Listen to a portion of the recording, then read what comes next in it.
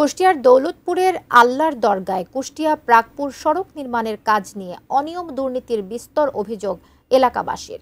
মানা হচ্ছে না নিয়মনীতি, নিম্নমানের উপকরণ ব্যবহার আর অর্থ লোপাটের অভিযোগও আছে।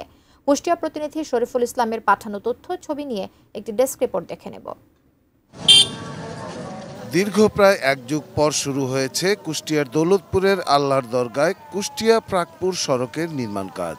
সড়কের পাশেই স্তূপ করা নিম্নমানের ইট, যা দিয়ে রাতের আঁধারে দায়সারাভাবে করা হচ্ছে কাজ।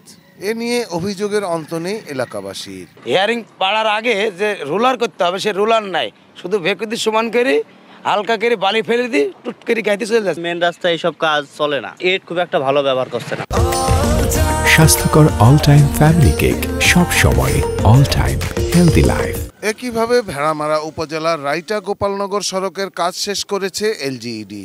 সেখানেও ব্যবহার করা হয়েছে নিম্নমানের সামগ্রী। মাস না যেতেই উঠে যাচ্ছে পিচ। মিরপুর, কুমারখালী সহ জেলার অধিকাংশ সড়ক সংস্কারের কাজেই এলজিইডির বিরুদ্ধে উঠেছে এমন অনিয়মের অভিযোগ। সড়ক সংস্কারের নামে অসাধু কর্মকর্তা ও ঠিকাদারদের যোগসাজশে লুটপাট করা হচ্ছে সরকারি বরাদ্দের কোটি কোটি টাকা। 2-3 দিনের মধ্যে কাজ শেষ করে ফেলেছে, তাড়াহুড়া করে কাজ করে চলে গেছে। বৃষ্টি আসলে সব উঠে যাচ্ছে, এখনই উঠে যাচ্ছে। পাতলা করি চিকন করে কোনো রকম রাতের আধারে ঢালি দিয়ে চলে গেছে। 1 নম্বর ইটের জায়গা 3 নম্বর ইট দিচ্ছে, যেখানে বিটুমিন দেওয়ার কথা বিটুমিন দিচ্ছে না, এবং পরিমাণ যেটা দেওয়ার কথা সেই পরিমাণ দিচ্ছে না। বিটুমিনের রাস্তা লাঠি দিয়ে খোঁচা দিয়েই উঠে যাচ্ছে।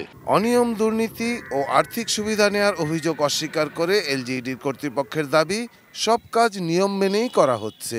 এটা তো কোনো সুযোগই নেই। আমাদের এই দপ্তরের কর্মকর্তা থাকে, তারপরেও কনসালটেন্ট থাকে, যৌথভাবে তদারকির মাধ্যমে এই কাজগুলো করে থাকে। যদি কোনো অভিযোগ থাকে বা আমাদের চোখেও যদি কোনো ত্রুটি ধরা পড়ে, এটা আমরা অবশ্যই সেগুলোর সাথে সাথে অ্যাডজাস্ট করি। জেলাবাসীর অভিযোগ, সরকারের কোটি কোটি টাকা ব্যয় হলেও তা কাজে আসছে না সাধারণ মানুষের। Shahidul Rana, desk report, ATN news.